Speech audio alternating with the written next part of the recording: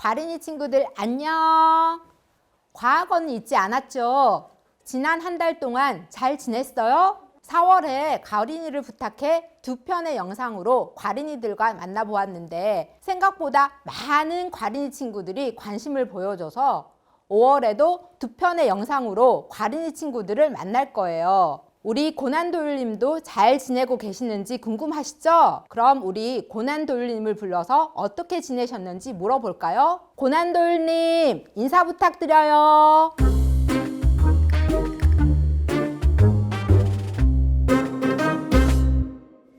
안녕. 나는 어떤 질문이든 여러분들에게 알려줄 과학탐정 고난도일이야.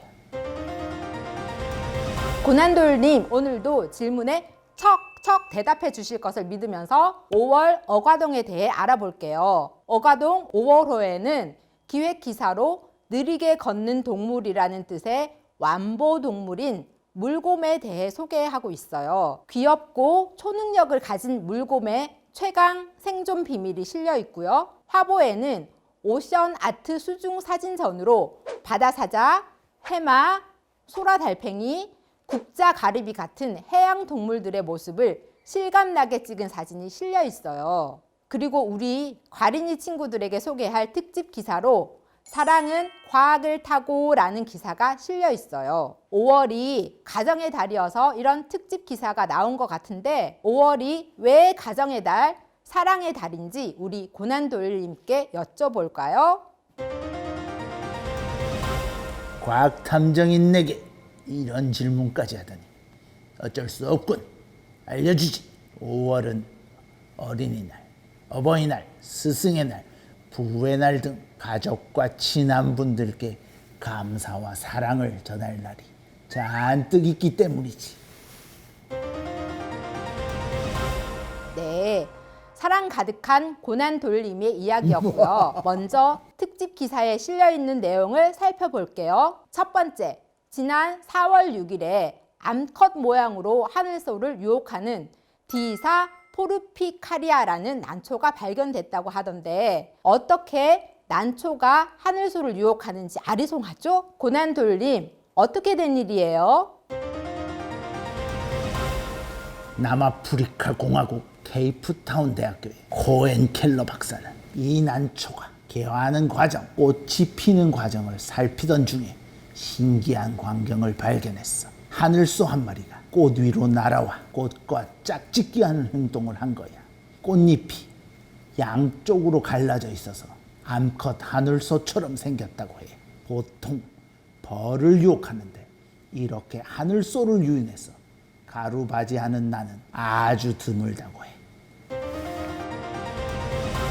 두 번째 질문입니다. 그럼 이 난초와 꽃들은 왜 벌과 곤충들을 유혹할까요? 수컷 곤충이 암컷 곤충인 줄 알고 짝짓기를 시도하다가 몸에 묻은 꽃가루를 묻힌 채 다른 꽃으로 날아가게 되는데 이때 몸에 묻어있던 꽃가루 덩어리가 옮겨지게 되는 거야. 바로 꽃가루 바지를 하기 위해서지. 이런 꽃들을 바로 충매화라고 해. 세 번째 질문. 우리 과린이 친구들도 충매화를 잘 알고 있을 텐데 화려한 색의 꽃은 대부분 곤충이 꽃가루를 옮겨 수정한다면서요, 고난도일님? 곤충은 꽃이나 꽃가루 등을 얻고 꽃은 수정을 해서 서로 이익을 주고받고 살아가는 관계, 바로 상리 공생 관계예요. 충매화 중에서 약 85%는 꿀을 모으는 곤충, 바로 벌의 도움을 받게 되지. 꿀벌은 사람과는 다르게 자외선과 파란색, 녹색 파장을 파가는 수용체가 있어.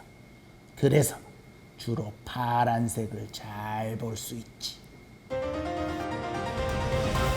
네 번째 질문입니다. 좋아하는 사람의 눈길을 끌기 위해 노래나 춤으로 매력을 보여주는 사람도 있는데 동물들은 어떤 전략으로 상대방에게 호감을 전하나요? 창문을 열어다오. 그래요. 노래나 춤을 장기로 나만의 매력을 보여줘야 돼. 새들은 공작처럼 화려한 꼬리나 깃털로 이성의 마음을 사로잡기도 하지만 흰목 휘파람새라는 새는 다양한 노래를 좋아하는 암컷의 마음을 사로잡기 위해 최신 유행곡을 부른다고 하지. 캐나다의 연구팀은 이 흰목 휘파람새의 노랫소리를 잘 분석해 보았더니 보통 3음절의 노래를 부르는데 2음절의 새로운 노래가 캐나다 전체로 퍼져나가는 걸 확인했다고 해. 마지막 5번째 질문입니다. 상대방의 호감을 사기 위해 아주 다양한 활동을 하네요. 우리 사람들은 마음을 전하기 위해 손편지를 많이 쓰잖아요. 그런데 글솜씨가 없으면 어떻게 하죠?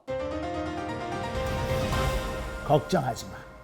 스스로 글을 쓰는 인공지능이 탄생했으니까.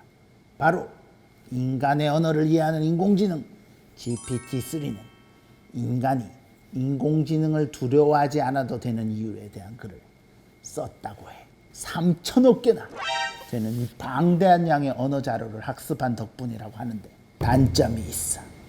영어만 알아들을 수 있다고 해.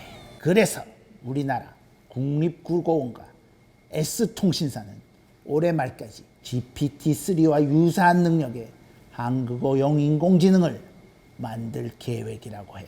그리고 심지어 뇌파를 읽고 문장을 바꾸는 인공지능도 계속 개발되고 있다고 하니 점점 기대가 되는군.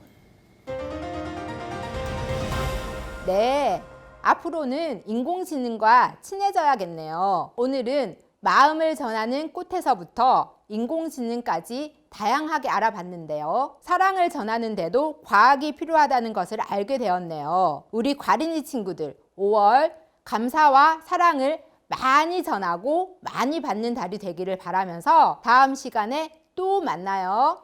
안녕.